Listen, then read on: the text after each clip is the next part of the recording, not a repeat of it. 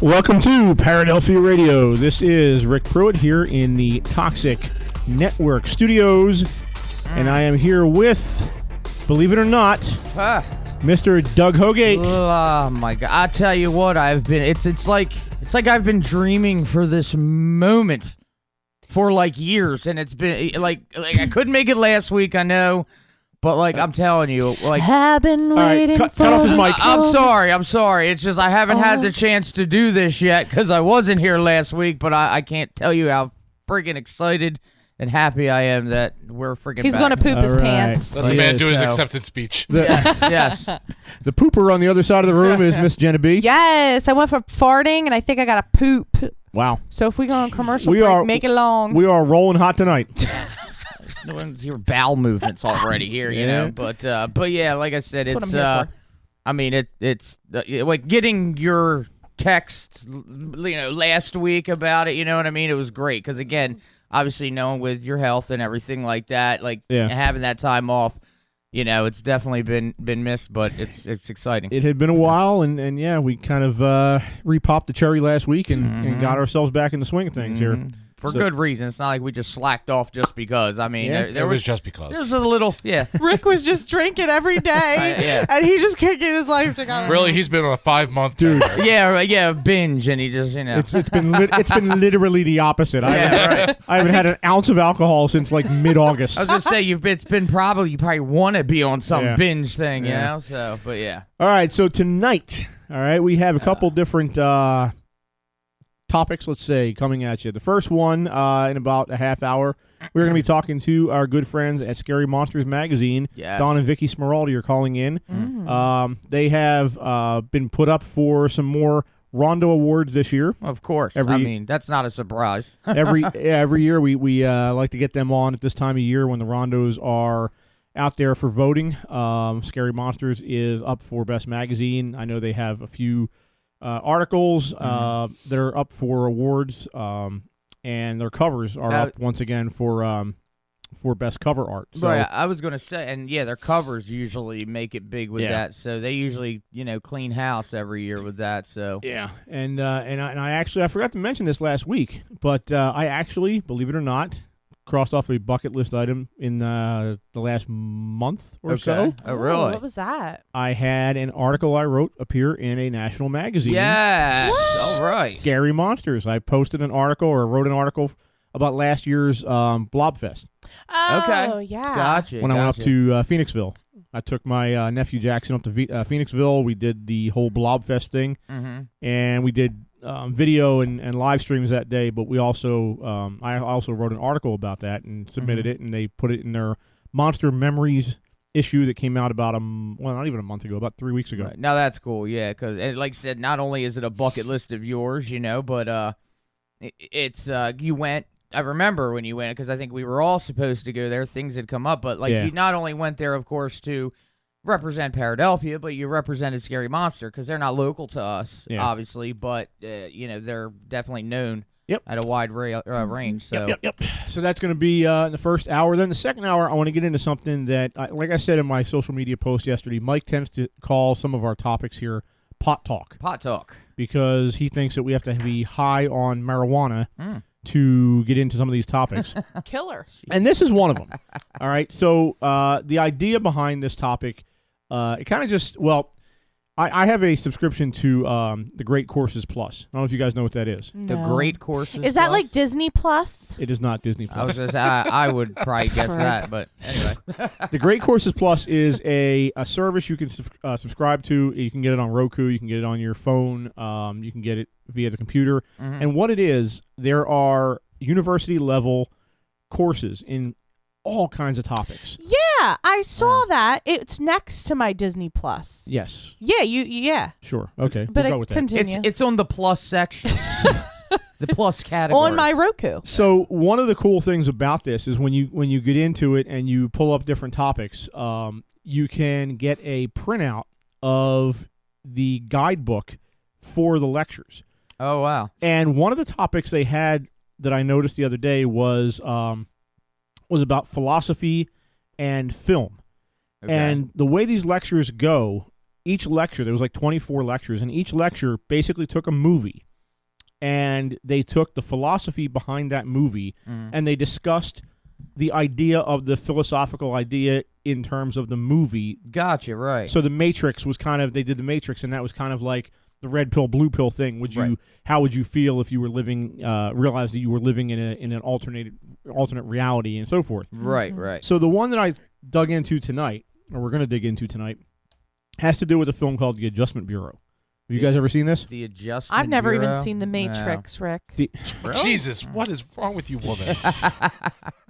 I don't know. I can't with this one. I can't. I know like the What the hell was that? Is that like Mortal Kombat or something? I feel like I should have like a pacifier in my mouth and glow I sticks. feel like we just started a Nickelodeon or a Nintendo game. No, isn't that the song? And then they all like fly backwards and it's real slow. Right, that's what they do. The whole movie. Was that your, Right, that's what I think. Was that your Keanu Reeves accent? Oh yeah, he's in it. He is. He was on Need for Speed, right? What? Anyway. Never mind. No, We're spiraling. Wow. I was going to say, you just totally mixed Good Lord. everything up. But anyway, yeah. The Adjustment Bureau is a movie that came out about 10 years ago. Matt Damon and Emily Blunt star in the movie. And the idea behind the movie is that there are... See where Jen's mind is. I was going to say, the pot talk, I guess. Anyway, I guess. There are when you live your life, you are living your life according to the movie now, living your life according to a plan that has been predetermined for you. Okay. And there is an entity or an organization, call it, that is responsible for keeping you on target.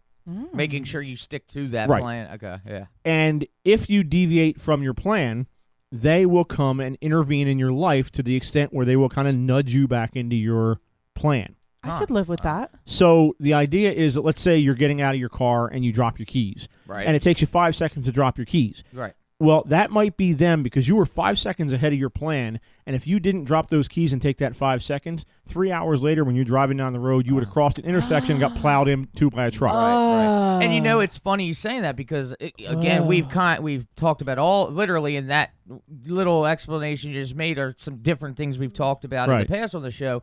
And I know Jean's also said things, where she talks about how there's no such thing as coincidence. Right. And yeah, same concept. Like if you're held up for a sec, like you lose your keys or something, it's almost like is something telling you if you would have not have had that happen, maybe it helped you avoid something. But yeah. So that's the gist behind the movie, and the movie talks about these two people that got together that weren't supposed to get together, and they kind of fight for their...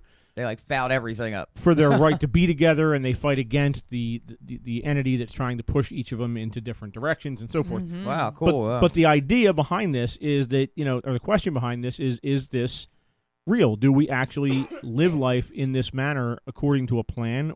If so, whose plan is it? So forth and so on. So we're going to talk about this in the second half of the show and kind of dig into that philosophical idea of are we living a predetermined life, or are we completely at our own discretion for free will? Right. Especially, again, I know we're going to talk about it in the second half, obviously, but, hearing something right off the bat, that's like Christians, for example, that's like their belief is like, God's plan, things like that. So it can go any way. But again, we'll get into that. It's just, it'll be definitely a big, interesting topic. So yeah, we're going to get into all that. Hugh Drake. That's one of the subtopics, let's say, that we have to talk about. All right, so why don't we do some para news? Oh, yes. And we'll roll forward with that. All right. From the four corners of planet Earth, from the far reaches of the known universe, you can run, but you cannot escape. Paradelphia News. I look like a man today. You were like a man? I look like a man today.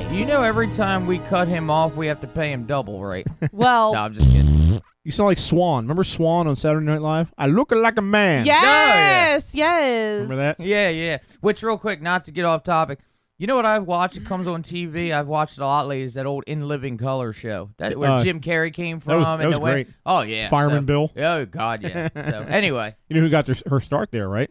Jennifer Lopez. Yes. She's one of the Fly Girls. The Fly Girls. Yep. Oh, I didn't know that. She was. All right, so the first story comes from sciencemag.org.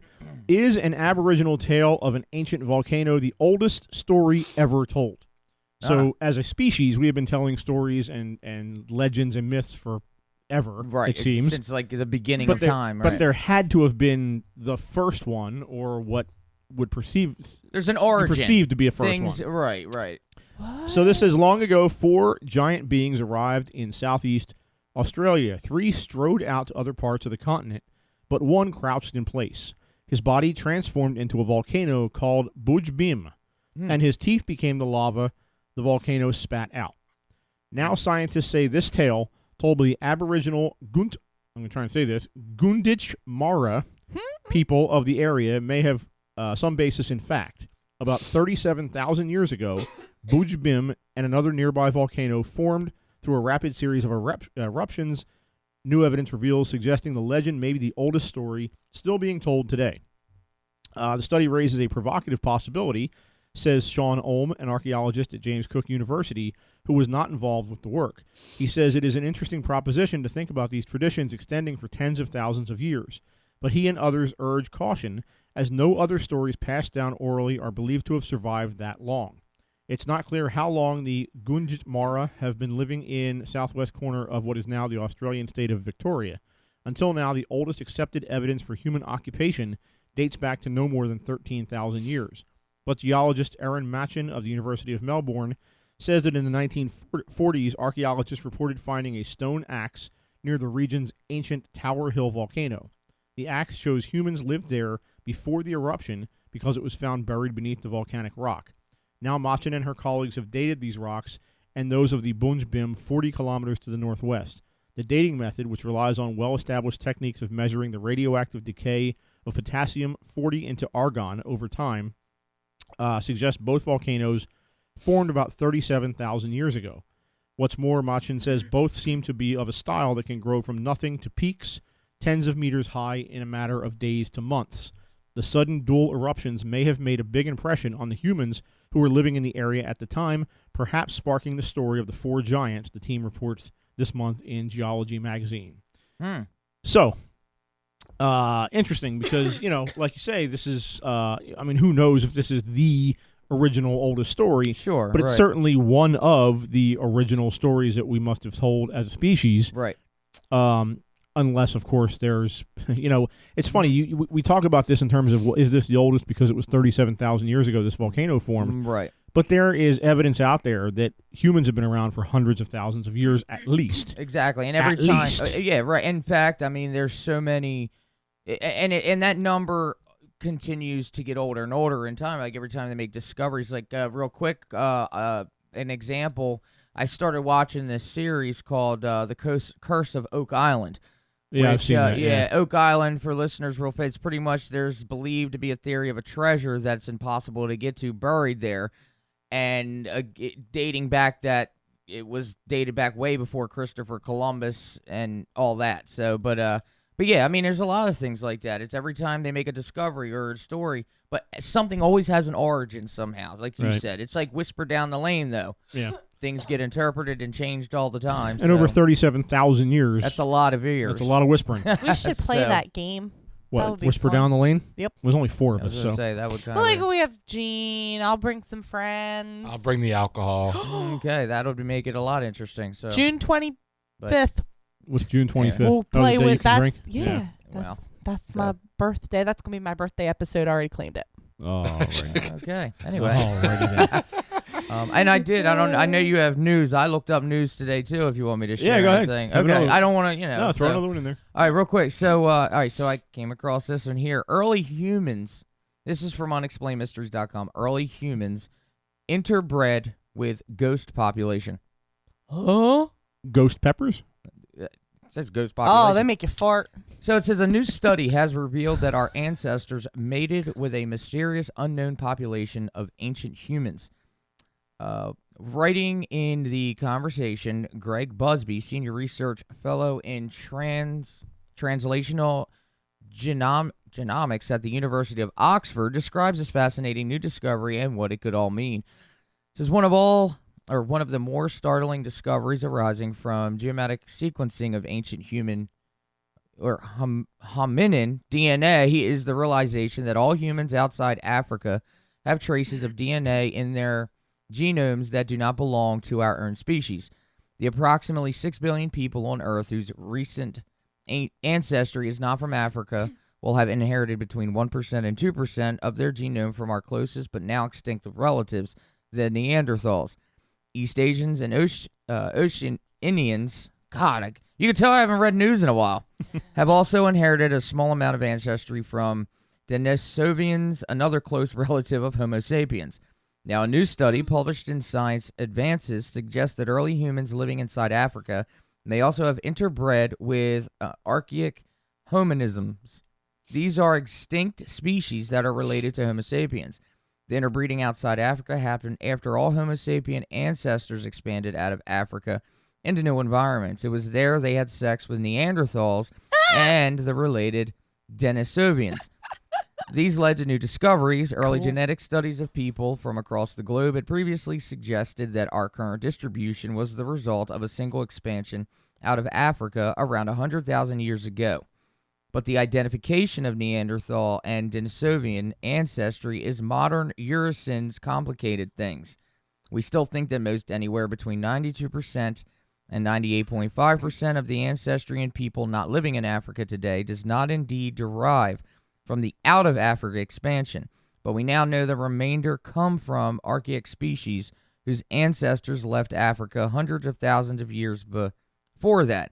Now, this is, of course, it goes on longer, and I know it kind of sounds, well, it doesn't sound, it is all scientific and trying to follow, but, of course, it doesn't necessarily mean ghost population, but, you know, much like unknown else, population. it's like the origin of people and things like that. I mean, trying to discover it because you think you have one thing figured out, much like the story you just did. Right. And you get all this mixed DNA, well, all of a sudden, now you're finding new DNA you've never seen before. It's like, well, holy hell, what is this species now? Right, but and you can't compare it to... But you almost have to expect that. Exactly. Because, I mean, right. Anybody who sits here thinking that we have all the answers and we've found all the forms of humans or proto-humans that were ever out there in right. millions of years of evolution, you're fucking crazy. Exactly, yeah. Like, that's not realistic. Right. Like, so to find one that we don't know about, they're calling it ghost population. Right, they call it a ghost sense, population. it's like it's not, you know, they have but no idea. It's right, but never there's been probably, seen. I don't know, hundreds of ghost populations out there that we don't know about right now. Right, and of course, this is where theory, alien theorists all of a sudden go into the whole thing of, oh, that's alien. No, it's just, again, like you said, species of all different types. You know, hey, people had sex with a lot of things back in those days. Listen, I did the Ancestry. Yeah, that's true too. I did Ancestry.com. It didn't say I was from a frog or anything. It said I was Irish and like Russian and a bunch of other stuff. I don't So know. vodka and potatoes basically is where you... But see, that's I'm the here thing. for it. But that's the thing. Things like Ancestry.com, when people do research of their family tree, you know, it all of a sudden stops at a point. So, yeah, you can trace back, but going even beyond that, you know, I mean, just the origin, it does. It gets... I was just happy to hear I was from Earth. Right. Well, that's... one of them, I don't know if it's Ancestry or if it's the 23andMe or whatever the other one is. I want to do that, too, but yeah. But one of them traces your Neanderthal DNA. Oh, it does? What? I did not know that. It's probably 23 It'll let you know if you have Neanderthal DNA. Yeah. Right. You know what? I think you're right now. I think it just... Yeah. 23andMe, I think. Because they do like breakdown of medical, and they do a real big breakdown. Yeah, well, that's cool. that's a big point of controversy because, you know, they're afraid that these results are going to be released to insurance companies. Yep. So all of a sudden I apply for an insurance policy, but I have some kind of predisposition for Alzheimer's disease or something. Yeah. Even though I don't have the disease, I have a predisposition genetically for it, and all of a sudden the insurance company says, well, hang on. Yeah, you're great. Now your premium is going to be jacked up. Yeah, it's like your great times 10 uncle had, you know, laryngitis, so, or I don't know, we're not going to, you know, so it's... Had a hangnail. Yeah, exactly, so... You have a predisposition for hangnails. Right, exactly, yeah. We all came from ants. What? You're welcome. I had an ant. Mm-hmm. Same. All right, ATM. moving along. Next story here from MysteriousUniverse.com. What would you say if the Earth was actually a zoo? Is it not? An alien zoo. I was going to say. Is it not? Russian scientists claim Earth is a reserve quarantined by aliens.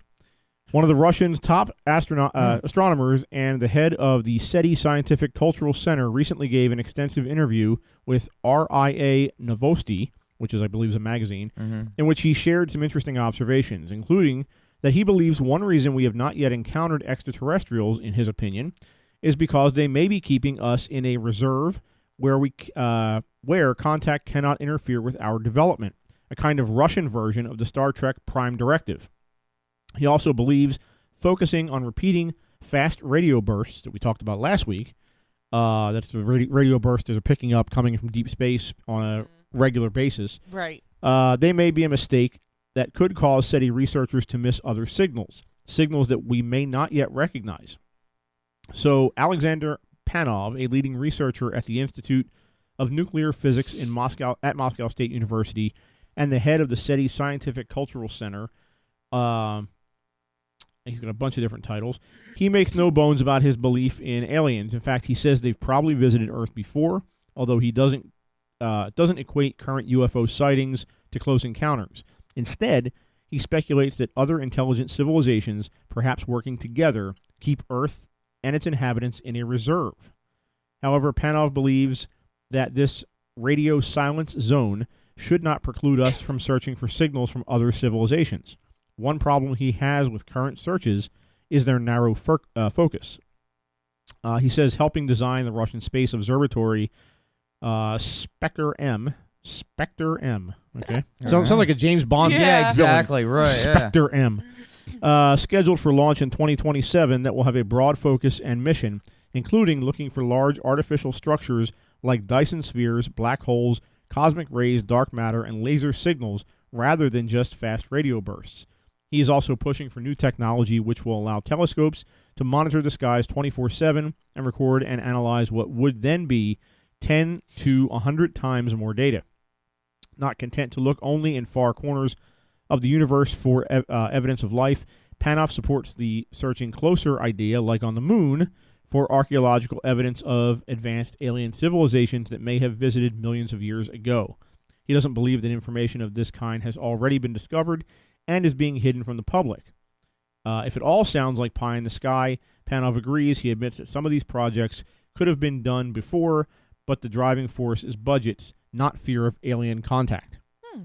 So this guy's all about the idea of extraterrestrials visiting Earth and having had visited Earth in the past. But the one point in there that he's making that I agree with, the SETI project is basically just a project where they're looking for radio signals. And they found a couple weird anomalies out there. But if you think about it, like we as a species have moved on from radio signals. Like we are now on fiber optics and all kinds of different methods of communication. So why, like basically radio signals you're talking about, like the 1950s I Love Lucy, Leave It to Beaver episodes that are flying out there in space. That's what they're looking for.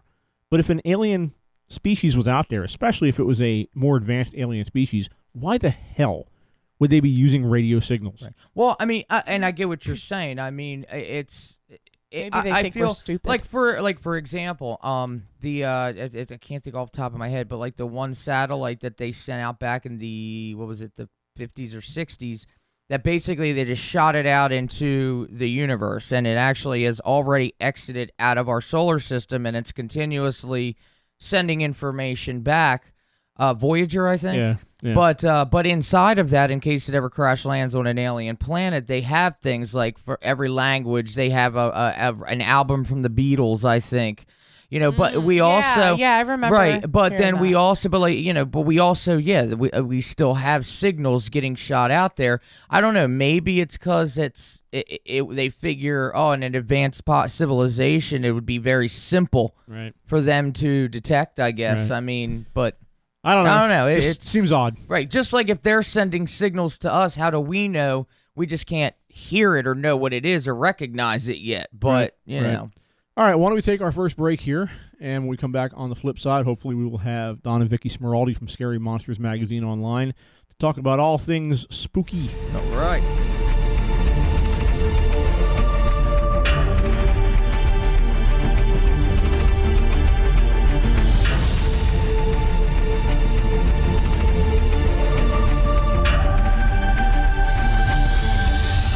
we're back here on Paradelphia on Toxic Radio, and joining us are some old friends that we haven't talked to for a little while. Don and Vicky Smeraldi from Scary Monsters Magazine. Yes. Guys, how you doing?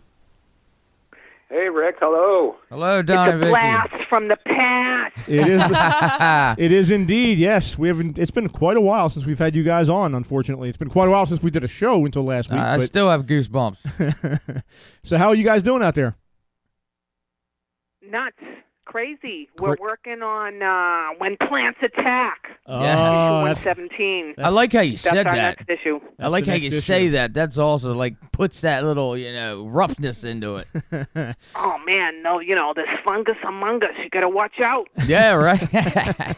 So for those of you joining us that don't know what we're talking about here, Don and Vicky, they run Scary Monsters Magazine, which is only just about the best genre magazine for old horror sci-fi films out there. It's a throwback if you guys are old enough to remember the old Famous Monsters of Filmland magazine from back in the day. It is very much in that style, and it's got the pulp pages, and it's really a cool mag. Definitely, yes. So you guys are getting ready for 117, you said. Yeah, we're Dawn's in there editing, and we're going to be starting the layout this weekend, and it'll be hitting the news stands in April. All right. So before we get into talking about 117, we got to talk about the past year, because you guys have had once again quite a year, and you're up for a few Rondo awards. It's just a couple. It's only about 14, I think. That's it. Maybe we should let you go then. Come on now. So again, the Rondo Awards, for those of you joining us that aren't familiar with this, the Rondo Awards are basically like the Academy Awards for this type of genre, for the horror sci-fi genre. There's a boatload of different topics, different multimedia magazines, books, movies, DVD, all kinds of stuff. Mm-hmm. And it all falls under the category of what they call the Rondo Awards. And Don and Vicky's magazine, Scary Monsters, is always up for a few of these awards. Yeah, they clean house all the time. Was it last year or the year before? Maybe both. You guys won Best Magazine, right? Yeah, 2 years in a row, 2017 and 2018. Yeah. So this year we're hoping for a trifecta, and it's actually for our magazines that were published last year. So it's for work in 2019. Right. So how many awards are you guys up for this year? You said 14. I'm thinking is that an exaggeration? I don't even know. It may not be. No, there's 14 nominations. Really? Yeah, so you can, we've got a lot of writers that have, their articles have been nominated for, either best article, best column, best interview, right? Best magazine cover. Our cover artist Scott Jackson. There's a whole slew of different nominations. So actually, we've got like Dracula's Daughter by Matthew Banks. He was nominated for re-examining a horror classic, the film's first lycanthrope by Kelly Robinson. It's about the 1913's The Werewolf, and she's actually been nominated officially for a Bram Stoker Award. Wow, man. Dawn, we just got news about that today. Four Color Monster Memories by Rod Labby. Introduction to the oldest surviving werewolf film by Joe Pavlansky. A Super Walk Down the Street of Steel by Nicholas Cara. They Won't Stay Dead by Mike Bogue. When Kurt Sidemark Walked with the Zombie by Clive Dawson. Yeah, it's just a whole slew. I can keep going on and on. And the ballot, the official ballot, is available now at Rondo Award, singular, RondoAward.com. Okay. So all the details are on there.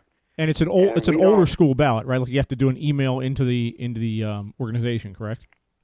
Exactly. Yeah, all the instructions are on there, and you can vote once, but you don't have to vote in every category, or you can vote in every category. And in fact, we're hoping that a particular article in 116 makes it for next year. That would be pretty awesome. I mentioned that earlier in the show. Yeah, that was quite a thrill seeing something I wrote actually come up on the newsstands in Scary Monsters last issue. So that was very cool. Thank you guys for adding that in there. Well, your nephew has to be excited about that too. He is, yeah, he's thrilled. Jackson is he is a budding horror writer. He's one of those kids. I think he's 17 now. He'll kill me if I don't remember his age, but I think he's like 17. And he's an old soul in a young body, and he loves all the old Universal movies. He loves that whole genre, and he writes. He's a big Stephen King fan too. So he writes these. He literally writes novels. He's got one that he's written as like 400-page long novel. That he's been working on for like 2 years now. I was gonna say, he sounds like a mini you kind of. You know what I mean? He's a really cool kid, and he loves that old school stuff, and he's very much into it. Like I said in the article, like we were driving away last year. He's all hyped up for this coming year. That was like last July. So yeah. As long as your car doesn't break down on the way. Yeah, that was. Oh man, I was so pissed that night. I was so. I was all pumped to get up there. I really I was gonna do the whole weekend, and like, oh, yeah, this is gonna be great. I'm gonna go up there, and then I'll go up there the next day. And I got about halfway a little over the bridge in Philly, just over into Philly, and the car conked out. I'm like, you got to be kidding me. And then I sat there literally. So you missed. Go ahead. You missed the whole announcement of Miss Blobfest. Yes, huh? I missed all of that. Oh. Yeah, that whole the little sock hop they do the night before, and the run out reenactment and all that stuff. Yeah, that was the night before. So yeah, I was sitting for 5 hours behind. There's a giant bus station in Philadelphia called 30th Street Station, and I was sitting behind 30th Street Station for 5 hours that night, waiting for a tow truck, watching the Blobfest updates on Twitter and all kinds. I was like ticked. crying out. I'm supposed to be there. Yeah, and it was like 500 degrees that night too. It was unreal. So anyway. It is what it is, but yeah, it was cool to have my article in there, and we'll see. Next that's year. enough to make your brain go mad. Yeah. So one of the things I wanted to touch on with you guys tonight, I've always wondered this from the perspective of someone who is doing work in the genre. A lot of traditional TV channels, your 3610, or 3610. I'm talking about Philly numbers, but ABC, NBC, CBS, they are kind of at the whim now of the new thing, which is the streaming, the Roku, the Amazon Fire, all that stuff. Yeah, there's so many now. But one of the cool things that at least I think, because I'm a fan of the old genre movies, is that you can find them really easily on different streaming channels and things like that. How do you guys look at that? Is that something that you think is helping or hurting your magazine specifically? Well, I think it's helping. We're reaching out to a fan base that loves the movies like we do, because you wouldn't really find a lot of them on the regular channels, right? The old HBO pay channels and all of those. And nowadays, like you said, you can find practically anything and everything, and ones you've never heard of. So it really backs up what we write and what we produce in our magazine with photos and everything, and then you can actually see the movie. Right. And there's a particular channel right now on Roku called Eerie Late Night, and they run the Monster Channel, and it has a lot of those 24 hours a day. So yeah, I actually found one the other day. I don't know if you're on Roku or you have it or not, but there's one. I think it's called. I'm going to get this wrong. Thriller, Chiller, something like that. It's not like a famous Amazon channel, but I just was kind of looking through the long list of Roku channels, and you have to pay like $2 for it or something. So I figured, screw it, let me pay for it and see what it's all about. This is literally the best movie channel I've ever seen for these type of movies. It has everything, and the best part of it is they have movies that you can't find on Amazon, like some of the old Hammer movies and things like that you don't see traditionally, like even on the streaming channels, they have on this channel. Wow! So it's really cool, and that is neat. Yeah, when they can do that, because I do know a lot of the older stuff to YouTube. We'll have all the old ones, but again, same thing. Some are just so old and so rare that it's impossible to find. Right. So has Scary Monsters ever thought about branching out into the Roku channel direction, or are you going to leave that for the likes of other people, and you're just going to focus on the magazine? We're a magazine. We're not we're not a streaming. No, we've got to concentrate on words and pulp. I'm trying to push you into multimedia. Yeah, I was going to say Scary Monster Magazine podcast, or something. Yeah. There you go. Yeah, well, I mean, it's like I said, the channels, they back up the magazine. I can't tell you how many times I've read the magazine and seen mention of a movie that maybe I'm not familiar with, and I'll seek it out on streaming on YouTube or whatever, and I'll find this movie and think, wow, this is cool. Like I would have never even known this movie existed. That's happened dozens of times over the years. Yeah, we try to highlight some obscure films that are really great classics. We have one of our writers, Jim Ivers, in every issue he does, he focuses on 3 kind of obscure films that you may not normally have heard of. It's in his articles called Trilogy of Terror. And a lot of, we hear this all the time from tons of readers that, man, I would never have known about that film if I hadn't read about it in your magazine. So right. It's really we're trying to keep people. It's really film history and preservation. A lot of what we do, because like so many kids just don't even realize. I was at the barber shop the other day with my son, and talking to the owner there, and he was, he asked me what I do, and I'm like, yeah, I publish a monster magazine. He's like, a monster magazine? So he was talking about, Will Smith's I Am Legend, and I said, well, that's just a remake of, Charlton Heston and Omega Man, which is a remake of Vincent Price, Last Man on Earth. So, a lot of these kids, they see these new films and they have no idea that it's right. just rehashed, and it's a redo from a great classic. And like this guy didn't even see the original War of the Worlds. I was like, you got to be kidding me. Oh wow! Oh, and I'm sorry, not to interrupt. I feel really old. Did you see? I saw this that they have a new series also, War of the Worlds. It's on. It's a channel. It's on Comcast, but there's a channel called Hits, and the first episode just aired just this past week. But it's a series now, War of the Worlds. Yeah, it's. I'm curious and interested to see how they go with it, but I didn't know if anybody's seen that or not. Okay. No. Retro. Nostalgic, classic horror films. I mean, look at they're redoing Twilight Zone again, right? And that's a whole series. So, I think what's old is good, and right. And it's they have formulas for great classic horror that work. And why reinvent why are they reinventing the wheel when they can tune into the great classics? Well, going down that same idea here, one of the big things making a comeback recently are horror hosts, which had gone away for quite a while. Mm-hmm. But now, thanks to the internet, thanks to the popularity on Shudder of the, what's his name, Joe Bob Briggs, his Last Drive-In series, that's all sort of slowly coming back into the mainstream. You have Svengoolie on MeTV.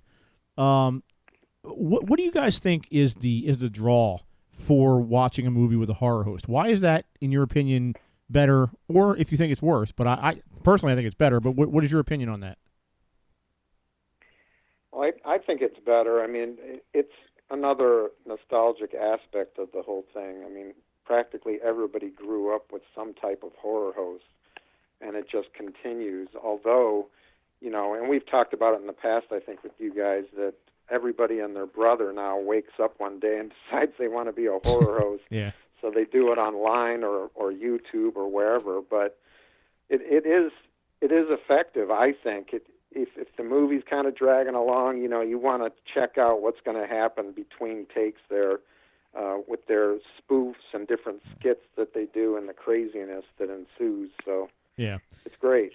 Yeah. Yeah, and something else, Rick, like in the current issue, our issue 116, which is the Monster Memories issue, Brains Gone Mad, one of the writers, Dan Johnson, talks about the resurgence of playing old classics on modern cinema and having, like, triple features, Right. It seems to be mostly around Halloween, but I think nostalgic movies are going to come back in a big way to modern cinemas. It seems to be going in that direction. I've noticed that. I think I don't know if it's AMC cinemas or one of them, one of the main Regal or one of those. are starting to do that more and more often. They have like a day, and it's never a weekend because they kind of cordon them off for the mainstream Keep that movies. for the big ones where they can make money. But they do like once or twice a month. They'll have a couple of days where they'll do like, and they're not always horror or sci-fi movies. Sometimes it's like Gone with the Wind or whatever is happens to be the theme of the month. But yeah, I agree with what you're saying. I think that's going to be kind of a new / old thing coming back into vogue. Yeah, I'm hoping though that it's probably not going to happen. But the old drive-ins. I know there's a few of them around the country, but I don't think that's ever coming back. Oh, boy, man. that was unique. Let me tell you something. If I've said this for years, if I ever had the money and the means to do it, I would absolutely. That is the business that I would start. I'd put us, and it wouldn't take much because there's not a whole lot of overhead really, for doing stuff like that. But I would absolutely open up a drive-in because around here, like there's still one that's probably about 45 to 50 minutes south of here. That's near us. In Vineland, yeah. Mm-hmm. But other than that, there's nothing else in this area. And you have to go probably 100 miles west of here into Pennsylvania before you have another one. And I remember as a kid, we had the Atco drive-in. We had one that was over in, I forget what the heck it was now. But anyway, there was two or three of them around here. And I went and saw, Raiders of the Lost Ark and Grease and movies like that when I was a kid at the drive-in. And these are like memories. I don't remember movies I saw as a kid in a movie theater. I do remember the movies I saw in a drive-in because the whole experience. Right. Yeah, Dawn, what was that car that you had? Subaru Brat? Back in the day? Yeah, it was a little pickup, and I used to actually turn it around and back it into the space. Yeah. Because it had two seats in the back, so you could just kind of picnic and watch the drive-in. Right. But also way back when you'd have those cars that had the massive trunks. Right. And what would happen then. Yeah. Besides the bodies that they hid in the trunks, you're trying to bring everybody and their brother into the drive-in with you. You stash all those people in the back. Yeah, they check for that now. Yeah, exactly. A little bit, yeah. Oh, yeah. But, yeah, my wife and I try to get down to Dulce. It's called Dulce Drive-In down in Vineland, New Jersey. We try to get there at least once or twice a year. Just to take in the experience. It's just such a cool thing. And my kids love it too. Yeah, I take them and they love it. Yeah. So Monster Memories is 116. And that is a little bit of a change this year. You guys didn't have it in the sequence last year. That you made that change starting this year. Issue 116. You have a whole new publication sequence, right? It was just a weird distribution problem that we had trying to get that title into Barnes & Noble and Books A Million because we're really quite widely distributed throughout the U.S. So you can go in right now. 116 is on the shelf at all the Barnes & Nobles. I mean, we're in every Barnes & Noble, Books A Million. We're up in Canada at Chapters Indigo stores. We're international through Diamond Comics. All the local comic book shops and stuff will be very happy to order the magazine for you if you don't have someplace a big store like Barnes & Noble locally. So. Last year it was just really strange. We didn't get the distribution numbers that we wanted for Monster Memories, so we had to make a little switch up, and now it's Monster Memories, which is considered an annual. It's going to be coming out every February. It'll be in sequence as far as the issues. We're in our 29th year of publication. So it's a pretty well-known title, and we actually do 5 issues a year. And it's really considered a mag book because, like, anything over 140 pages is considered a book. Right. So, man, you get your money's worth with this magazine. You do. More words per pulpy page than any magazine out there. And the Monster Memories magazine is a little bit different because that focuses on the reader's experience with the movies, right? Yeah, we have a lot of different writers that send in not just like letters, but memories of like how my uncle introduced me, to Night of the Living Dead. I mean, there's all kinds of really great nostalgic reflections in Monster Memories that we don't get in our normal magazine run. A nice part of it is that these aren't necessarily professional writers or anything. We encourage really anyone to kind of write down their thoughts, and other readers can relate to their experiences, and it might encourage them to get involved as well. Right. Yeah, it's very cool. It's a neat magazine because for that exact reason, because they're not professional writers. I mean, none of them are really professional writers, but the Monster Memories magazine specifically, like, that's really not people that would normally write, but they're just kind of giving it from the heart, kind of like here's a cool memory that I've kept for 40, 50 years, and it's a neat way to kind of connect with the readership, I imagine. Yeah, it's so nice to hear. We have lots of readers call, and we get lots of letters about, this magazine makes me feel like, when I was 16 going down to the corner store to pick up, famous monsters of Filmland. Right. And we're really trying to take, the best of every monster magazine that's ever been published. We're huge monster kids. We've been fans for more than 30 years, and to take the best of all that's ever been published before and kind of blend it into one, like Castle of Frankenstein, Monster World, Monster Parade, taking all of the things that we liked the best from those magazines and blending it into one. It really is, it's like time travel. I really say that we specialize in time travel. Absolutely. And you can always tell your magazine because of Scott Jackson's art. If you look at, I love it. If you're at a Barnes and Noble and you see that magazine rack, the one that your eye focuses on is probably going to be Scary Monsters magazine, because his stuff just pops. Yeah, it's not. Yeah, we do what's called a wraparound cover. So the cover art extends to the back cover, and it really kind of creates. You look at that cover and you know what you're going to experience inside the magazine from the visuals that are on the front and back cover. Right. Very cool, very cool. And I love how he sells it too. Like with the, like, for example, coming up here soon, we have the I'm having a Monster Mania Con where he's there and he actually sells his art. I mean, like his paintings. Yeah. If you're into that, and I love it. I mean, the dude is just amazingly talented. Like, yeah, absolutely. So you said 117's coming up, and what was the theme of that one again? Plants? It's actually, we've got two names. We couldn't really settle on one, so we're going with two. It's Hideous Horticultural Horrors, and Plants That Attack. Oh, no, When Plants Attack. That's it, yeah. I even got it wrong. When Plants Attack. All right, very cool. So that is the theme of the upcoming issue, and you said that's dropping in, not June, April, right?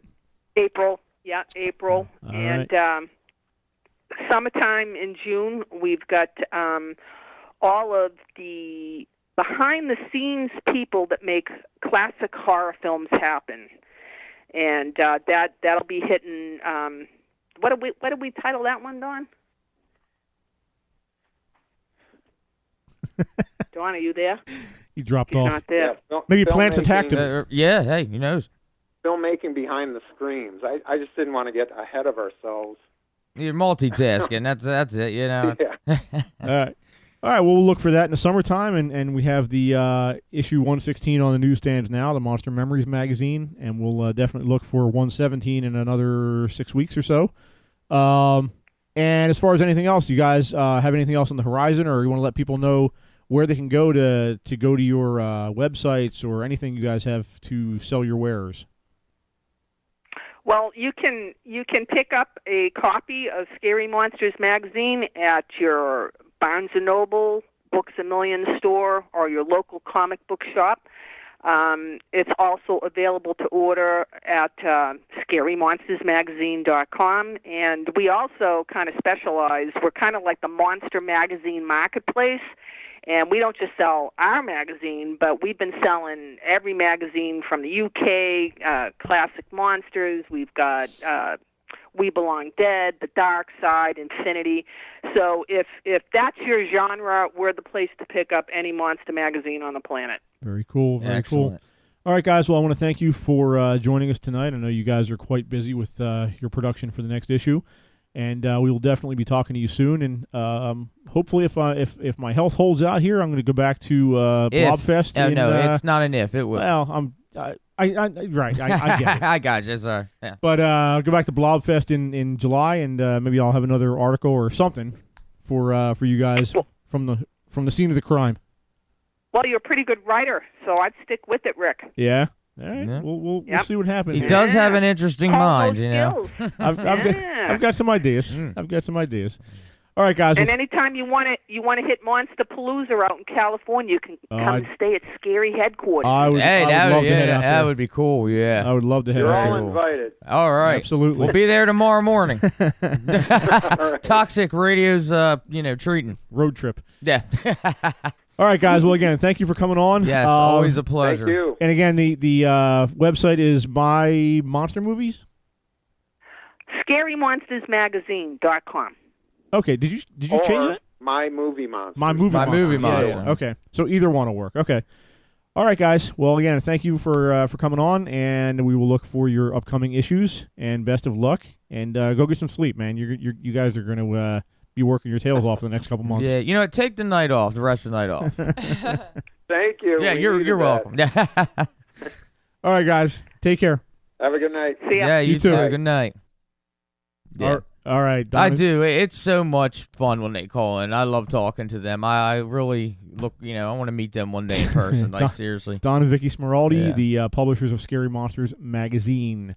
All right, so we're going to take our next break here, and when we come back on the flip side, we will get into our topic du jour for the evening.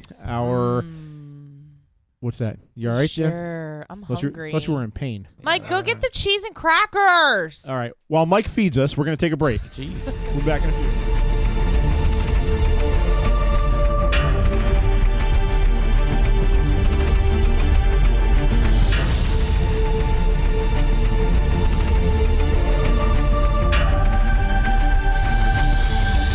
We are back here on Paradelphia on Toxic Radio. Yes, Queen. We got some pepperoni. We got some peppy. And we got some cheese. Shout out to Mike. Mike fed Jen some pepperoni, which I believe was laced with cocaine. And I feel like it because it's good. And like I said during the break, it was his lunch for tomorrow. Whenever a girl's in the studio and asks for my pepperoni, I give it to her. Oh, gosh. That's not going to. Well, it's all chopped up. So what's that telling I you? love it. He went there. Yeah. He went there. All right. So once good again, I want though. to thank Don and Vicky Smeraldi for our last segment, Scary Monsters Magazine, on newsstands now. And we are going to finish out the show, last hour here, talking about some philosophy. Ooh, I'm smart, so I'll be able to do this. All right. So I touched on I touched on this at the beginning of the show, and this is basically kind of a thought experiment, so to speak. And what we're looking at here is self-determination versus free will. All right, or I'm sorry, predetermination versus free will. And I mentioned this again at the beginning of the show. I have a subscription to Great Courses Plus, and one of their courses talks about philosophy in movies, and one of the movies that they dig into is this movie from about 2011 called The Adjustment Bureau. So in this movie, a secret organization that controls all of the world's history by designing a plan for it down to each individual, and then that's what happens. They control the world and the world's history by controlling each individual. It's like they're like directors. They're controlling as if like a movie kind of thing. Yes. Right. And then they make sure that no one deviates from that plan by using distractions such as spilled coffee or power outages or dropped keys and things like that that kind of nudge people one way or the other in a direction that gets them back on their given course. These people they'll recalibrate you if need be, where they'll basically they'll change your neural pathways. They don't necessarily change your emotions, but they'll kind of change the way you think. All right, and the That could be a good thing or a bad thing. the plot of the movie stars Matt Damon and Emily Blunt. Matt Damon plays a guy named David Norris, who's a U.S. senator, candidate for U.S. Senate, and he at the beginning of the movie, through an accidental happenstance, finds out about the Bureau. All right, he finds out that these people exist. I'm sorry. Did you say what year this movie came out? 2011. Okay, I think I vaguely remember that. I didn't watch it, but so in the movie, trailer. he falls in love with a girl, Emily Blunt's character, and what happens is he is supposed to meet her once and then they break up and they go their separate ways. What happens in real life is that they accidentally run into each other again, and then they kind of rekindle their romance. The problem is that these people that are the Adjustment Bureau come to him and they say, look, this is not okay. You cannot be with this girl, because if you are with this girl, this is what's going to happen. You're not going to be on your path to becoming president of the United States. That's his ultimate path. So it's you're crazy. You're It's not going to get that ultimate goal. Right. And she was a dancer in the movie, and if you stay with her, if you go down this path you are now choosing, she will not become world famous. She will injure herself. She will be a miserable failure at her given profession, her dancing. So they're like writing the whole thing, but like they can't control like free will. But I want to know, did Matt Damon or his character say, like, did he decide that that's what he wants to do ultimately? Well, what happens is they get together again, and the idea behind the movie is that these two people want to be together. And even with this information, they both say, screw it, we want to be together. We don't care what the cost is. And so they fight throughout the whole movie. That's the gist of the movie, is that these two are fighting to stay together. They're fighting against this organization that is doing everything they can to push them apart. Right. They're fighting to stay together because they want to be together. And the idea is, and because of their persistence, not to give away spoilers, but at the end of the movie, spoiler alert. At the end of the movie, there is an ultimate chairman who is the call it God, call it whatever you want, who is the head of this Adjustment Bureau. He ultimately appreciates the fact that they were so determined to be together, so he rewrites their plan so that they can be together. Okay, gotcha. Huh. All right. I gotta watch this movie. And the reason why David is so attracted to the other character's name is Elise. The reason why they're so attracted to each other is because a previous version of this plan that was meant for them to be together got erased. But little pieces of that program are still existing in their brain. That's why they're attracted to each other. Now, this is interesting for me personally because, and Taryn and I have talked about this. We watched this movie together a few years ago.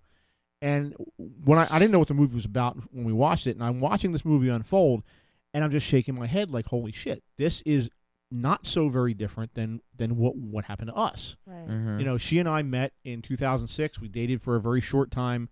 We broke up. And we got together again a couple years later because she happened to work at a bank where my ex-fiance was working, and she recognized her because one time, the first time we dated, we got together for dinner with her and her boyfriend at the time, and she recognized her. So if it wasn't for that one-time meeting, she wouldn't have known who she was. Wow. When I met Taryn, I met her when I was online out in California. I lived in California for a very brief time back in 2005, and it was like an anomaly in my life. I don't do shit like that. I don't travel out to California. Like, I don't move and live across country. He was a traveling stripper. I don't go outside of my comfort zone. But I did. In this one particular instance, I did. And it was such an anomaly in my life because I don't do things like that. And ultimately, the reasons I thought I was going out there didn't manifest themselves at all. So the only thing, literally it was a complete waste of time in my life. All the money, all the time and effort, everything it took to go out there, the time I spent out there was a complete waste of time, except for one thing. And before I left here, a friend of mine mentioned that there was a thing called MySpace. Back in the day, that was the precursor to Facebook. Yeah, definitely, yeah. I didn't know what social media was. I'd never heard of such a thing. But she said, MySpace, if you sign on to this, then you can talk to the people that you're friends with back at home. And I thought, oh, that's kind of cool, So when I got out there, I got onto MySpace, didn't know what the hell it was. I made a page, blah, blah, blah. Well, when I knew I was coming home, it was sort of like a de facto dating site. So I would go on there and I'd kind of look at girls, whatever. And so when I knew I was coming back to Jersey, I was single at the time. Like any guy's going to do, they're going to look at the single girls on the page. Yeah, definitely. Right. Sure enough, I saw Taryn on there. And that's how I met her. So the fact that we lived literally 10 minutes away from each other our entire lives, I worked in the town she lived in for years back in the early 90s. Her mother worked for, or was a boss of a friend of mine, best friend of mine's mother. Like, we have all these connections. that we could have very easily run into each other at any time over 25 years, and we didn't. Mm-hmm. And it took me traveling all the way out to California for a short time, doing something completely anomalous in my life, completely without purpose, other than that is how I met her online. How and we weird. started talking. Mm-hmm. And I wonder about this whole premise of like, is that like, was there something where we were supposed to have met in some manner over the course of 20 years, and we didn't, and the Adjustment Bureau or whoever it is said, you know what, go out. You're going to here's this scenario. We're going to push you all the way out to California. We're going to make 3,000 miles this away. happen. Yeah. And in this way is the only way that you are going to now meet her So, and then come all the way back home. Right. And it puts and things like that, you know, it puts all those sayings that we've heard all our lives, that you hear things like, you know, oh, everything happens for a reason, or there's no such thing as what or does no Gene such thing say? as coincidence, or it's meant to be, that kind of thing. It's like, you know, well, in reality, even though they're sayings or mottos, well, what if that's really the truth behind it? Right. What if it is really meant to be? Right. What if, you know, so yeah, that's... So the idea behind this is that we are possibly fated, F-A-T-E-D, fated, to live a certain life and to do certain things in life. But the idea, if that's true, is that we must be fated by something. Something has to be controlling this, all right? So when the Bureau, in the movie, when the Bureau steps back and allows behavior, then they are not controlling every single aspect of life. You do have a certain modicum of free will, right? Exactly, but only with smaller things. Like the way the movie plays out, the big things are controlled by them. The small things, like you know, what you eat, right? Probably Whether you had a banana for breakfast or not, like you know, the color car you choose or whatever. Things like that are your own free will. But the big ticket items, so to speak, in your life, the things that can affect, like you said, that can affect your life and the outcome, by you. right? Or I'm sorry, controlled by them. I want to know what your MySpace song was. I bet it was the thong song. There were a lot of MySpace songs I had back in the day. That was like, because you could decorate. You know what I had a lot on there was Disturbed.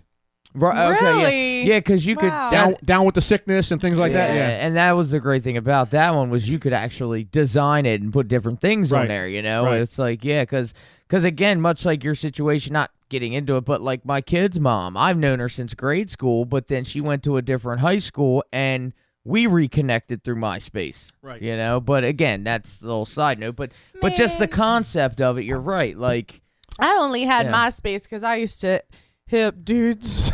Yeah. When I was like 13, I'd be like, yeah, I'm like 17. I'm in high school. I was in like 7th grade.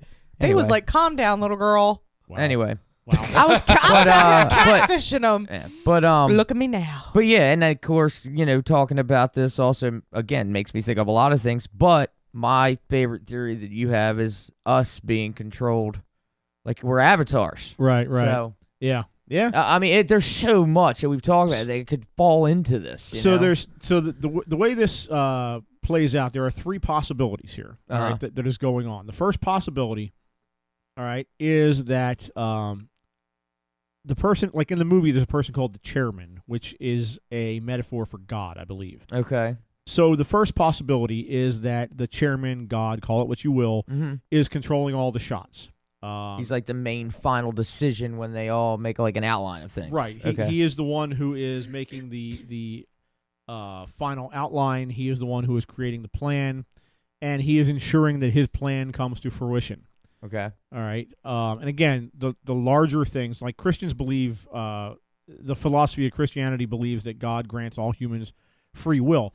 Now, the problem with this is if God is creating a situation or has created a situation where he is controlling literally everything, right, then that does not make logical sense in terms of punishment for people who commit sin. Sure. Because if you commit a sin, if you kill someone, if you rob someone, and anything you're committing that goes a sin, against the 10 Commandments, things like that. You're being punished. You're being sent to hell for this, theoretically.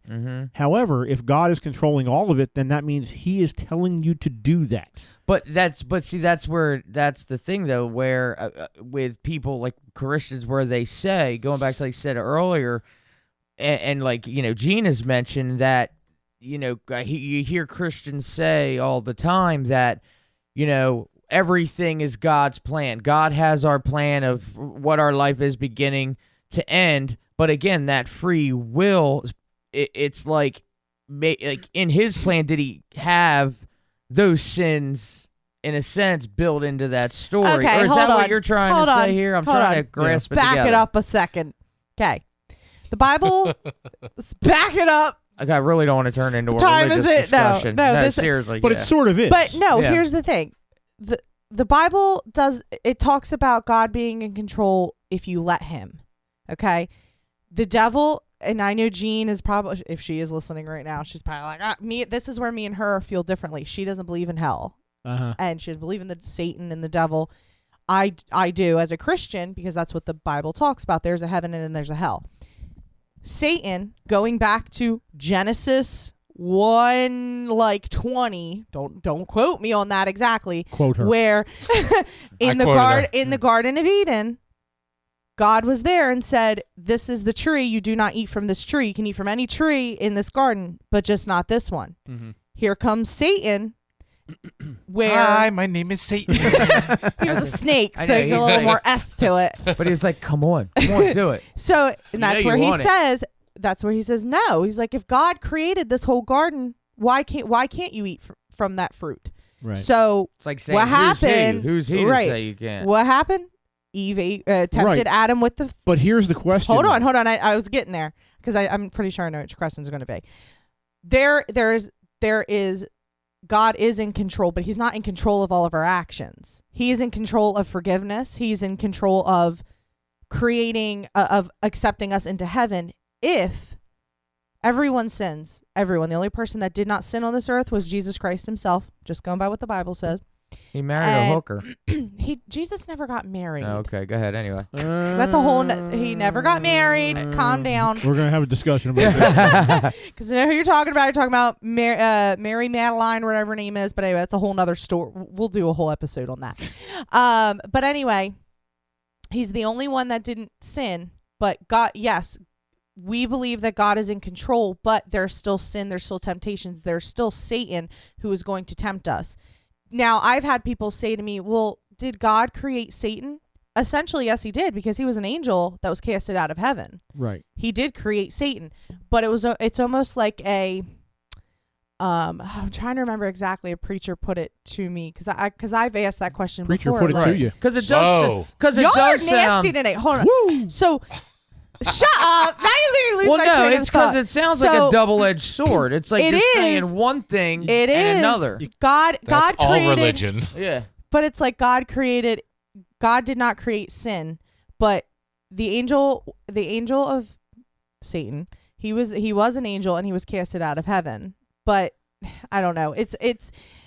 But this is where it falls down. Right. But the Bible says that God is in control, but he's not in control of all of our actions, all of our feelings. Then he's not omniscient. But he supposedly, from what they say... we do still have free will. But from what they say, he supposedly already knows what's going to happen. So in a sense, is it saying, okay, you have free will, but if he already knows what supposedly is going to happen and has a story...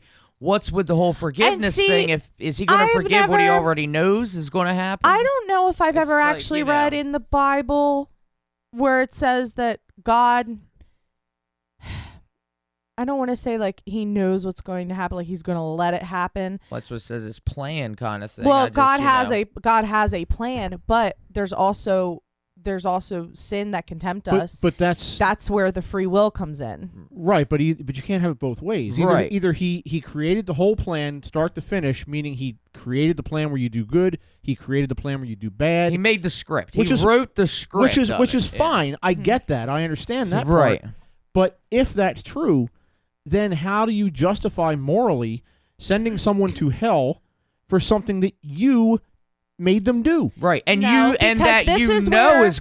This is where forgiveness comes in, because he is the Almighty and you have to ask for forgiveness. But he made you do it. No, he did not. And doesn't Satan he and know? Sin did. Then he's not omniscient. Doesn't he know is. you're going, but doesn't technically, again, doesn't he already know in the plan that you are going to sin? No, so why because is there's free will in sin. But you're saying there's free will in sin, but he's all-knowing and omniscient. Well, he is all-knowing. You can't have it both ways. But this is why the religion talk. Oh my God! No, it's not a negative thing, but this is Mike's like, over there just but smiling. No, this ear to is ear. again, but the point is, this is why the religious discussions. This is why wars have started over things like this, because again, and no doubt, absolutely, every religion, when you go to people try to explain something when it comes to religion, if you're really paying attention to what you're saying. There's so many things that are contradicting themselves with it that you're kind of like, people just if this doesn't happen, how does this work? But listen, I'll be the first one to tell you the Bible is an entire book of contradictions. Oh yes, And 1,000%. Right. But hold on, and it's not the whole. But Bible. hold on. I still believe, and this is just my personal belief, just like boy. just That like you go to I church believe. naked. That's what I was just gonna say. Just like I believe, going to church naked is okay. It's not a sin. Because God created you naked. But anyway. I'm on there. But, shoot, what the heck was I saying? I lost my train of thought. I don't know, but I put an awesome GIF in the chat room that says, it basically, because God knows all, it says, God, he knows what turns you on. Yeah. He's the one that I guess. He's the one that makes you. So he's the God reason likes- for morning wood sometimes? He is. Oh, Say my gosh. he tickles you a little bit while you're sleeping. Oh, my but yeah. God. If you Gosh, ask too far. if you ask Supreme on the funky contradiction, he pricks you. Gotcha. Oh, But again, my like I God. said, I mean, in my opinion, that's what it is. Like, it's just everything. It sounds like it just seems to me when it gets into religious discussion, it's like someone religious say this, and then someone will question it this, but then it's like an explanation, and everything is just all one big circle that just leads back to just the one main question. And it's like, again, like you're getting with this, you know what I mean? So I guess that's what you meant earlier when you really did say kind of does get into the religious thing, because Right. that's, you know. So I have So, a little. anyway. You want me to read something really quick? go ahead. Because this has a word that you just use as one of those It's good big that it has ones. words. I'm Is there glad. anyone in the chat room flipping out about any of this? Or No, we're having fun in the chat room. Oh, okay. I was gonna say. This is why you need. If you're going to talk about religion, send me like an hour before so I can do a little research. But you shouldn't have to. I am not. I don't know the Bible from word to word, bruh. Why No, not? But it doesn't. You don't have to know the Bible if you believe in something. Like if I believe in something wholeheartedly and I give my soul to what I believe in, I shouldn't have to go reference something because I've already believe in it. And I can argue it. Like the whole thing Well, I mean, with I can the whole argue thing with this- religion, where I tell you all the time, it's not up to me to prove that he doesn't exist. Prove me wrong. It's up to you to prove to me that he does. And it's been a since the beginning of time. Right. There is no proof. That's what faith is. Faith is believing without proof. When you have faith in something, you believe in it without any proof. You have no scientific proof. No, that this but is a here's the thing. thing, So there's- you have to prove it where I don't but have to. there is scripture to back up what he's trying to fight against me. So that's like me saying, I got a bunch of guns at home and this guy wants to meet me outside with a tank, but I'm just going to leave those freaking guns at home. No big deal. What? What? That's nothing like Anyway. that. Yes, The it worst. is. Well, Rick, go ahead. Let's move on because So- this is, Well, let her read her thing. oh, I'm here. sorry. I that's just right, looked yeah. up if God controls all things, does he make sin?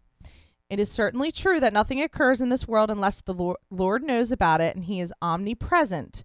He knows all things, which is references the 1 John 3:20. Also, the Bible tells us that God is all powerful. Therefore, if God knows all things and is all powerful, then that means he is in control. So if that is so and we sin, is God making us sin? The answer is no. God created the conditions where free will creatures would be able to make a choice between obedience and disobedience to God.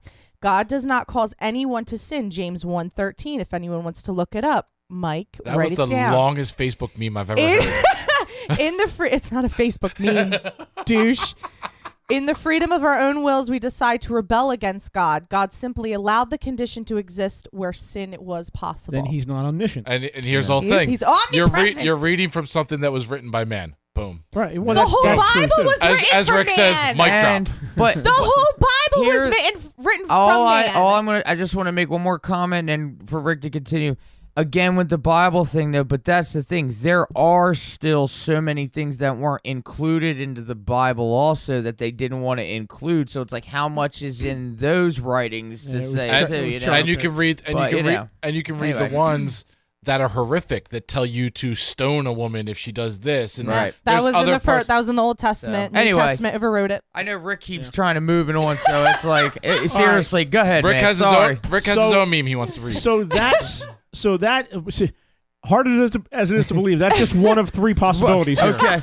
Let's move on to number two. Move on to number two. It's like, So the second possibility of why fate is at work in the world is inspired by the suggestion that the Bureau, quote unquote, is not run by God, but is run by aliens or a super powerful human organization. I'm down for aliens. But see, What this refers to are things like the Illuminati, Freemasons, the New World Order, the Deep State. No matter what you call it, the idea is the same.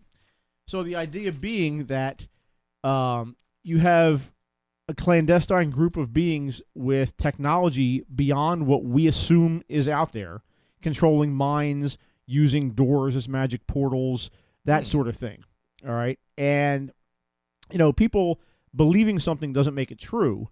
But this is the problem with this, is such an organization's power to control things wouldn't be on par with God. However, many conspiracy theorists ascribe to these groups a power that seems like they're godlike. All right? But this whole thing is completely irrational. And the reason why it's irrational is because facts accepted by conspiracy theorists in these cases are either not true or are irrefutable. But made to be irrefutable. Meaning it's that old theory or that old saying like, they just want you to think that. Right. Here's all the facts, and this stuff doesn't get into religion. It gets into my other beehive, which is politics. and that They're kinda right the same. there. So Yeah, might as well be. So you hear this all the time with politics, where you say, "Here are the facts," blah blah blah, and then you'll have somebody go, "Yeah, but that's what they just want you to believe." Okay, that's the bottom line for so many people out there that have this idea that there's a they working against them. Right. The problem with that is that, number one, it's not true, but number two, you can't prove that it's not true. I can't prove to someone that there isn't a they out there. It's an irrefutable fact, but it's not logical. It doesn't make any sense. Is it impossible? No, it's not impossible. No, right. But it is not at all likely to be the case. Like people, conspiracy people that think that our own government ran the airplanes into the Twin Towers. Well, it's Things a like lot that, of yeah. things like JFK that. I mean, assassination. Why? just yesterday, going back to just yesterday, I was watching a clip. They had I forget his name off the top of my head, but the one of the main guys who has this whole belief of the flat Earth. Literally, he was on this like morning talk show.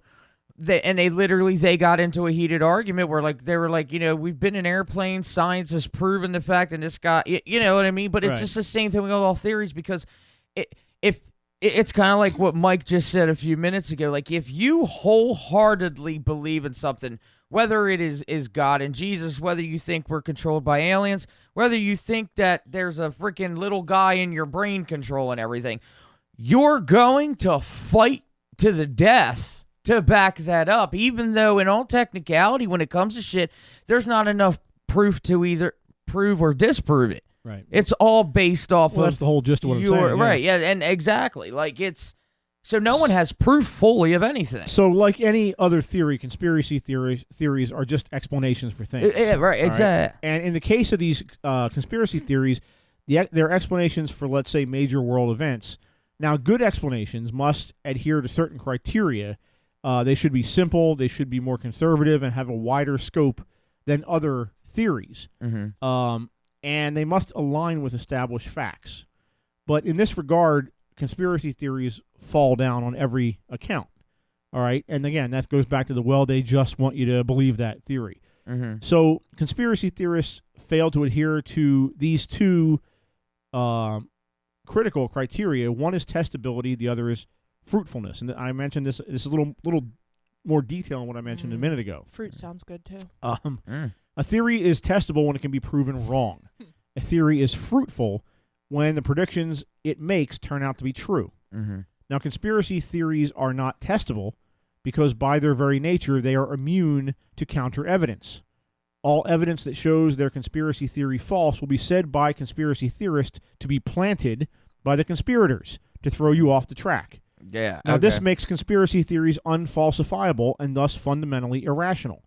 So any kind of evidence you have and you put out there to say your theory is wrong, then they're going to go, yeah, but that's just what they want you to believe. It's always yeah, but when it's coming. So if you don't believe anything, then where are you? Then you can make up anything you want. That's exactly. This. And again, I'm not trying to drag this into a political thing, but I see this all the time with these people with the fucking Trump shit. Right. Like they have their facts, and then you say, no, here's what really happened here, and here's stories and incidents and blah blah blah. Yeah, but and then they want to try to take it and tell you that they want to. They're making their own explanation out of something that makes no sense, and then they're trying to, make it look like you're the dumb one for that you don't understand it when you're like, what am I not understanding? I'm reading it in plain black and white, and it's all theories of anything. If you position yourself, if you're into that thought and that's what your belief is, you are going to even make shit up if you have to just to get it. If you position yourself in such a way that you don't believe anything, right? Any news, you think all news is fake except for this one source of news that you want to believe that squares with your belief, then you've put yourself in a position where no one can ever refute you. Exactly. But you can also not ever get to the truth. Right. You live in this fucking fantasy land. There's no progress. You're like stuck. Yeah, you are stuck in your own little world. This is what I see this every fucking day online. These people that just think everything is fake. Nothing is ever real because it was reported by, these 15 news sources that have been legitimate sources of news for decades. Now, all of a sudden, they're not news sources anymore because you don't want to believe that they're that they're reliable news sources. At the end of the day, I think, regardless if it's politics, religion, frickin' keto, spaghetti monster, you're going to... whatever your mindset is just where you're going to stand. And you could tell me to a blue in the face that God's not real and that Mickey Mouse is going to be president of the United States. I'd vote. If I believe that got my vote. if I believe that Mickey Mouse, no, he's going to be, and no, God is real. It doesn't matter. But here's where things regardless have of what the facts are or not. Here's where things have right, and I don't disagree with what you're saying, but that's not the way things have always been. Sure, that's the way things are now and have been recently. Yeah. But there used to be, and I hate to go back to the when things were better when I was younger or whatever, but those were the days. The way things used to be was that if you presented someone with facts. If they thought X, Y, Z, and you said, no, here are facts that refute what you're saying, that person would go, okay, I was wrong. I see the facts now. Right. That never happens anymore. Well, ever. Let me just tell you, I was a Trump supporter. No, I don't want to say Trump supporter. I just liked him better than Hillary Clinton. I just thought he was the lesser of two evils. But now, I think the man is crazy. Right. And I'm Bernie Sanders 2020. But Jesus, the difference, one of the differences today, which I've heard discussed before, is that in today's social media society, where you can literally go online, a lot of people are online most of the day on their phones, whether it's Twitter, Instagram, Facebook. But the thing is, you create your own reality in these social media outlets. You're following people on Twitter that share the same ideology, the same thought process as you. You're following and liking the pages on Facebook that follow the same thought process as you. Right. You're in these groups now that even if your way of thinking is total BS, your way of thinking is totally wrong and it's delusional, you now, because you're not just looking for the group around you of people that aren't delusional, you're finding these other delusional people over the span of the entire globe that now share the same thoughts as you. So now you're feeding into your own delusion with these people. You're hyping each other up. Exactly. And that's the thing, too. And one big thing, too, that I've always kind of just never understand. Because, again, I'm I've said it many times before in the past on the show is, my personal belief when it comes to things of like our existence is the fact that I believe there obviously is a starting point somehow, whether it is a god or whether we are controlled. There is a reason for our existence. It's just, not quite sure. I keep an open mind. He's got a Bible scripture tattooed on his arm now. It's what? The fact of the matter is there, there is something, as I'm not sure as to what it is. And I feel like that if you take all those beliefs, it will fall into something similar. And I just keep an open mind of all the possibilities. You're an agnostic. And the fact of the matter is no one has enough proof with the billions of years that planet Earth has been here. No one has enough proof to support whether one thing is or one thing isn't. So again, it all falls under belief. That's why I say my belief that man was created from sand and God breathing in the sand and creating a person is no more ridiculous as someone else's belief that we were once tadpoles. And I agree with that. You know what I mean? Like, I do agree. I had Karen on the show back when we were with Wildfire, and me and her, we were like mortal enemies, but we were still friends on Facebook. We used to who? Karen Vituli. It was when I did a takeover. We were with Wildfire. It was just me and her. We used to hate each other, and that was something that we would argue about all the time. She would tell me, you're ridiculous for believing in God. I'm like, well, you're ridiculous just thinking that we just evolved. Like, right. And your belief, yes, you think that there's science that backs it up, but it's still a theory. It was never proven. And I agree. I see what you're saying. You're right. I do. I agree with that. That's all right. Let's move on to the third possibility. We're running short on time. I didn't realize there's a third possibility, and this one's kind of interesting. This is for the geeks out there. Oh, hey, how you doing? Good. All right. Any ladies out there? The third way we might be fated by be fated is by the will of the universe itself. In other words, the universe itself has a plan, a bit like Greek mythology or the, quote, fates. All right, another way to put this, again, for the geeks out there, Star Wars, the Force. Right. The Force is with you. Mm-hmm. All right, the Force in the Star Wars sagas was a universal entity. Mm-hmm. All right, it created situations in the first movie. It's energy, movie, whatever. You could, when they were going toward the Death Star, when Luke shot that final fatal blow to the Death Star, right? Mm-hmm. That was the Force that caused that to happen. Mm-hmm. It wasn't the Illuminati. It wasn't God directing it. It wasn't God. It was the universe itself. This omnipresent force of nature that is the universe that is pushing us one way or the other and creating things and situations to happen. Right. All right. And that is the other theory here that they talk about, that the force, the universe itself, has a will of its own. Right. It's now some people might argue that this is true and that Jedi-like forces, powers do exist. People that have like telekinetic powers, healers, psychic media, yes. All right, things like that. That it can be said that those type of people have an extra dose, if you want to put it that way, of the force of the universe. Call it what you will. And to me, I think that's just actually, with that being said, we're in typically average, we use 10% of our brains. I honestly think that that's a capability that we all as people have. It's just we don't, some people have more of a section of a brain they're capable of using than others, if that makes sense. Yeah. I only use 2% of mine.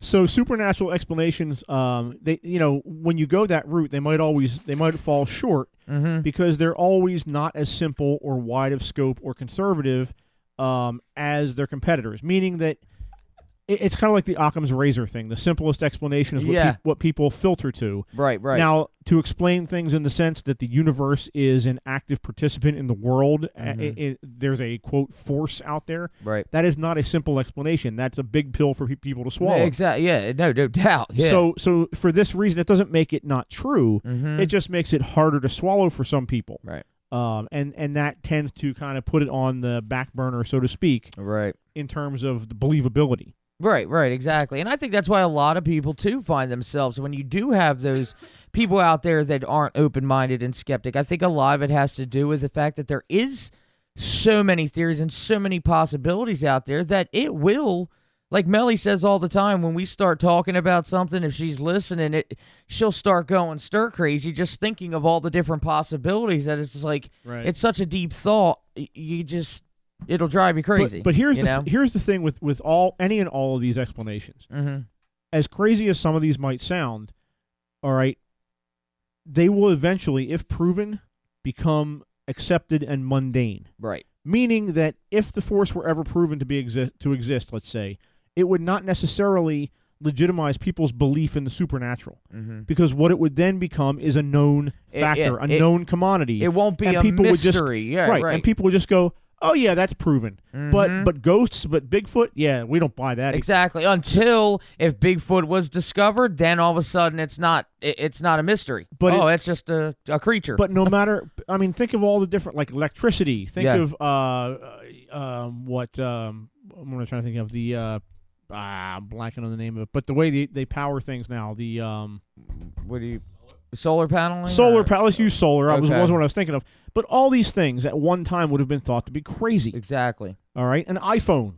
Right. If you'd have put an iPhone out 100 years ago, people would have thought you were a fucking magician or some kind of wizard or devil or something. Like 1961 when JFK said we're going to get to the moon within this decade. Everyone at NASA was like, we need technology that hasn't even been invented yet, you know? So, yeah, times in history like that. So this is the way of the world. No matter what is put out there as a theory, no matter how crazy it is, if it is proven to be believable or proven to be true, then it's just like, then very quickly it becomes very mundane. How commonplace is an iPhone now? Okay. All right. Again, if somebody handed me this iPhone, when I was 10 years old, like, what's this? This would have been the most amazing thing I've ever seen in my whole life. Exactly. It would be future. Look at like Back to the Future. They thought with the thing back in 2004, they thought flying cars and everything. That would be how it is, you know? But like, yeah, you're right. It's like if it's all a crazy mystery, but then once it's proven, then it's just like, oh, well, that's normal. Right. You know, so but prove me wrong. Yeah. But so that's kind of the three options here, and ultimately the question that we're getting at or driving at is, are these factors, are any of these factors driving our lives and controlling our lives? Is this how existence really or is? do we have free will, or is there some combination? Do we sometimes have free will? Do we not at other times have free will? Right. And I don't know. It's interesting, and again, everyone has their own story. I told you, my story with Taryn at the beginning of the segment here. Right. That was a soulmate situation. But that's the thing, though. Soulmate meaning, was it written in a plan? That soulmate just meaning you were meant. We talk all the time. Like, I used to work in the ShopRite down in Berlin, and she lived right there in Atco, so she was always in the Berlin ShopRite. How many times did I pass her? How many times did she get in my line when before we knew each other? I don't know the answer to that. It might have been never. It might have been 10 times. Right. I may have seen her 10 different times in my line in the store and walked right past her. But for years. But again, going back to what you said, now at that time, if you went back at that time, if you would have approached her without knowing, saying, we're going to be married and all that, she would have looked at you like you were a psycho crazy She'd person. punched me in the face. But again, stranger now danger! that you guys, she's your wife, again, with it being a thing, it's not crazy. She's not, so it all, no matter how you look at it, so many different situations. But it's interesting. And I think about this stuff all the time. Like, every time I drop a set of keys or something must have been happening. I'm 10 minutes late for something or whatever. Like, I just avoided something. Does that matter? Is that part of a bigger plan? And it's just a little nudge here and there. Those people that missed the train didn't get to work on time to the World Trade Center. Right. Or missed a flight or something. It's again, everything all factor with I think with all the beliefs out there and all that, I think it all does factor into one big picture. It's just all over the millions of years or thousands. It's just all, again, been whispered down the lane, and everybody's got interpretations of the same thing. But we are obviously all one form. So hey, who the hell knows? We probably won't even know when we die. It's probably still a discussion. Everyone hold hands. We're going to sing Kumbaya. Yeah, That's a bad song. I want to sing Blink-182. Jeez. You wouldn't blink. Or Jonas Brothers. Jonas Brothers. All right, Mike. what do you say we get out of this segment? Because Jen's going to start singing Jonas Brothers soon. All right, so we're going to take a break and come back on the flip side and start wrapping up. All right.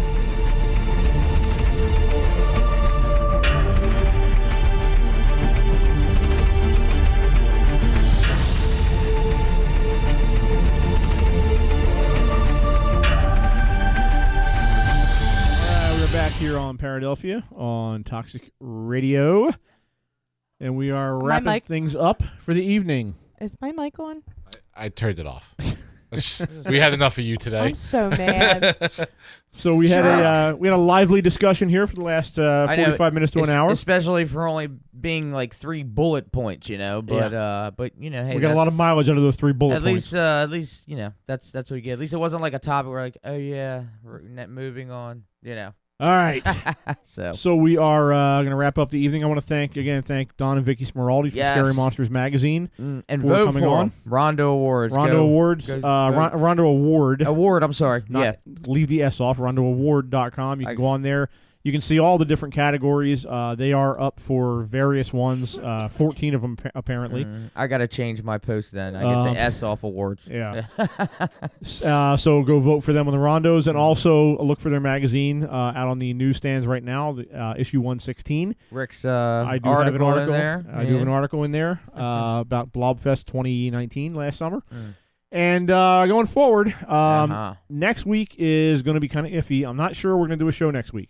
And this kind of gets into what I talked about last week with regard to my health situation. I'm going to go back, and Doug just dropped his mic. It felt like that kind of moment. We're going to go back, or I'm going to go back into 6 treatments of chemo to follow up on the success of my previous treatments and surgery. So knowing how they make me feel physically, some weeks are better than others. And I don't know until I get into it and have that process play out. So next week we may or may not do a show. I will try and let you guys know. It probably wouldn't be until maybe Thursday morning or afternoon before I would actually be able to figure out whether I'm going to be up for that day. But like I said, between now and early May, when this whole process hopefully ends, you know, we'll try and do as many shows as we can. We might get a few in. We might get more than a few. It depends, again, on how I feel. And real quick, I do want to add, and you know what, I meant to tell you this too. Between the last time when we had the interview with Jason, Steve, and Tango, which was back in like October when our episode came on, between then and actually Jason Halls reached out to me personally twice asking about you. Oh, so, yeah? you know, that's cool. It's pretty cool here. You got to have a guy who's well-known and everything. Actually, you know, he reached out, one on Facebook message and one through text messaging, actually, asking me, hey, how's Rick feeling, and letting us know if you need anything, let him know. And, you know, I definitely appreciate that. Yeah, they're awesome guys, you know. You don't know till you meet people like that in person. So. Yeah, for those guys, I know, and busy as they are doing their shows and stuff, I really appreciate that. Filming season 2 now, so, you know. Absolutely. Cool. Absolutely. All right, so we're going to wrap things up here, and like I said, hopefully we'll be doing a show next week, but if not next week, we will do one very soon. Yes. And we will dig into another paranormal topic to be determined. But if we're keep not, those vibes so that we are here next week. Keep And those vibes up for Rick. even if we're not, you can listen to Toxic Radio anytime. It's 24 hours a day, and there's other shows, so, you know. Absolutely. Mike, why don't you do a plug for Toxic? Yeah, I was going to say, what else you got? You got a show? Go ahead and download the free app if you haven't got it already. I don't know why you wouldn't have it, but we have a ton of great new shows. My show, Deviant Gamer. You also have the very popular Heavy Metal Happy Hour with the Fishman every Saturday night, which is a party every Saturday night. Especially with Fishman. Redemption with Damon Feldman from Celebrity Boxing. You've got the Toxic Takeover on Friday nights with Anthony Hatred. The Funky Contradiction every Sunday night. Yes. I just got text messages from 2 new shows that are going to be starting next week. So we got a lot of exciting stuff going on. So you know the deal. Don't play it safe. Play it toxic, and download everything we have. Download the app. And we went over 3,000 likes on Facebook, on the Toxic Radio Facebook. So if you haven't yet, go ahead and join what everybody else is doing and hit that like button. All the cool kids are doing it. All right, guys. Good deal. So once again, you can reach out to us on Facebook as well, Paradelphia. You can go to Twitter at Paradelphia and like, share, and just follow along and all do the craziness. whatever it is you damn kids do with your computers and wrapped records. All right, guys, that'll be it for the evening. Thank you for Yes. listening. Thanks to Doug, Jen, and obviously Toxic Mike for coming in and doing Always the show with happy. us. Absolutely. Thank you. We will talk to you soon. Good We are night. Paradelphia. We are out of here.